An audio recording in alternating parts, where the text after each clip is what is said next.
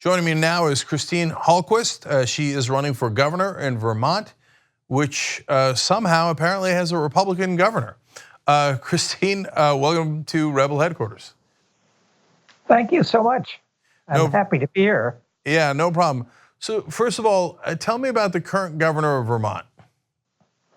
Well, you know, our current governor is a nice guy, Phil Scott. He's a race car driver. He's been around in office for 18 years. What I think many of us Vermonters realize is we need more than just a nice guy governor. We need an activist governor, because what's happening with the headwinds in Washington and some of the things going on in this state, clearly this governor has been revealing that he's following some of the same tactics as the National Party, which is quite a surprise here in Vermont, because we Vermonters have a long history of pulling together shoulder to shoulder to do great things in spite of our differences. But this governor has clearly, after 2 years in office, demonstrated that he's using the same tactics of division and fear that the National Party is using, which is why I'm running for governor. Because that's not the Vermont I know and love. How in the world could Vermont have a Republican governor? You know, the red states, they almost never go with the Democrats. And the blue states are like, oh, sure, Vermont's one of the most liberal states in the country. You have a Republican governor, that's crazy. Like, when are people gonna find out there are no moderate Republicans? It's not a thing.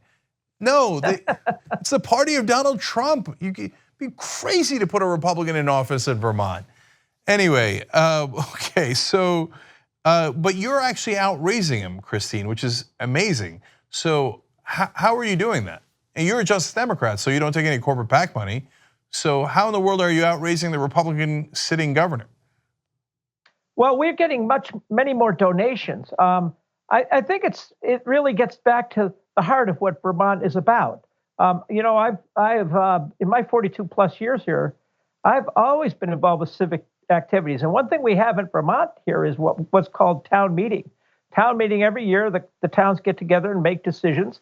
And if you look what's happened here, I don't think Vermonters are at all buying into this division and fear. I'm running a campaign on hope and aspiration, and a positive campaign. We have a meeting every day, and we tell all of our team, and we have tons of volunteers in the field, all young folks, and we say, don't engage.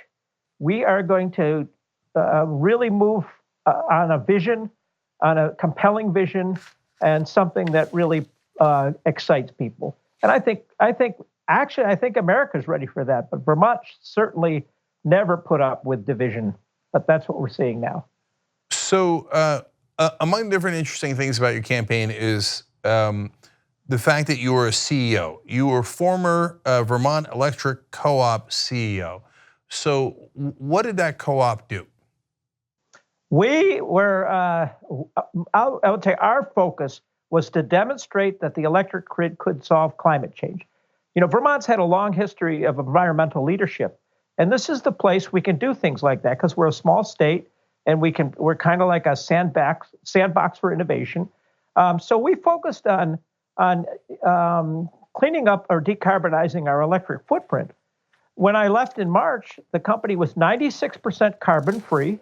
We were offering incentives for people to move away from fossil fuel heating, cooling, and transportation. And we did that without a rate increase for 5 years, essentially proving to the world that we can solve climate change without increasing costs. It doesn't cost us more money to solve the climate. In fact, that's the issues that we're having with the climate. And in fact, I will tell you, in the long term, it spurs innovation and creates jobs, which we've seen here in Vermont. So top priority for you on your list of priorities, again, with progressives, we actually care about our priorities and we actually talk about them and we're proud of them. A lot of the corporate Democrats like to hide their priorities and talk in vague language about, well, we'll have better health care. Yeah, what does that mean? So you have as your top priority the economy, which is very understandable. So I want to know what you would do about it specifically in Vermont, because you're running for governor, obviously, there. What would you do? What is the current minimum wage? What would you move it to? And how would you help the rural parts of Vermont with the poverty that clearly exists there? Well, first of all, when I talk about economic growth, what I'm talking about is we should be measuring the bottom 20% on the economic ladder for that growth. So I'm not talking about traditional economic growth in some of the wealthy folks' terms. And in Vermont, in order to do that, one of the key things we need to do is connect every home and business with fiber optic cable, so Vermonters can be connected to the internet at the same speed as New York and Tokyo. And if you look at rural Vermont, it's a microcosm of the America rural's problems. And we have this rotting copper infrastructure that's wholly incapable to meet the needs of business today in terms of communicating with the internet. So Vermont is a beautiful state. It's a state that's been its long history of leadership and civil rights. We have some of the best education systems in the country. So people aren't going to come to rural Vermont if they can't get connected. But boy, if we can get connected, we're going to attract a lot of people to the state to build and grow their business here. And in terms of wages, where are they now in Vermont? Well, right now our minimum wage is $10.50 per hour. I was very active. In fact, I took the minimum wage challenge this year to see what it would, if it could be possible to even live on a $10.50 an hour wage, and I can promise you it's not possible. So our legislature passed a wage increase for our poorest Vermonters to $15 an hour this year, and our governor vetoed it, along with 6 other vetoes that our governor. Of course he did. He's a Republican. Yeah. I told you, never trust a Republican. Look, I grew up as a liberal Republican in the Northeast. Vermont's in the Northeast. That was decades ago. No such thing exists now.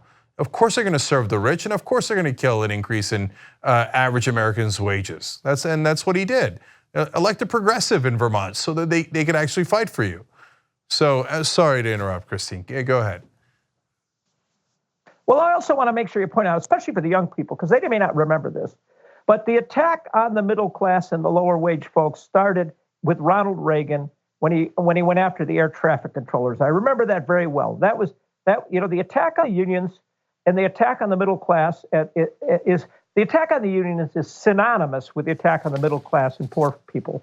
If you look at the minimum wage adjusted for inflation since the late 60s, it would be close to $22 an hour right now across the country. And back then, most people had health care. So think about it. $22 an hour is $44,000 a year.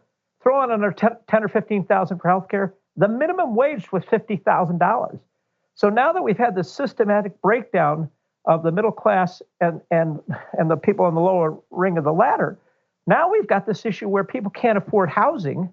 So we're required to subsidize that housing or leave people homeless. So obviously, growing the bottom part of our economy is the best thing we can do for everybody. All right, I want to give everybody the websites before we run out of time. ChristineForVermont.com, and obviously that's how you can volunteer and donate as well. Christine is just Democrat, no corporate PAC money. So that means she needs you guys for donations and volunteers. Real quick, as quickly as you can, I know it's too long a story, but I know there's a kind of an interesting story of how you transitioned involving your son shooting a movie. How did that happen? Well, my son was basically commissioned by a group out in California to follow my work on climate change. So it was about a 6-year venture for he and some others. And midway through, I announced that I was transgender and that I would transition. So it was very interesting. He went back to his senior producers and talked about this, and they said, "Well, you're making a documentary. Make it part of that documentary." So I would highly encourage folks to go to denialdocumentary.com and view that documentary, because they did a marvelous job of showing how the challenge of gender and moving forward with gender is identical to the challenge we have with climate change. First we deny it and we try to fight it, but then it becomes so overwhelming we have to deal with it. But oh, by the way, when you get to the other side, you're in a much better place, which is where our family is and where, of course, where I am. So yeah. So it's time for us to transition our climate as well, our environment, yeah. transition our energies. Yes, sector. as you did when you were CEO of the co-op as well. So Right. you've done that in a couple of different ways, and it is a powerful analogy. All right, Christine Hallquist, thank you so much for joining us. We appreciate it, and we appreciate you fighting for the average person in Vermont.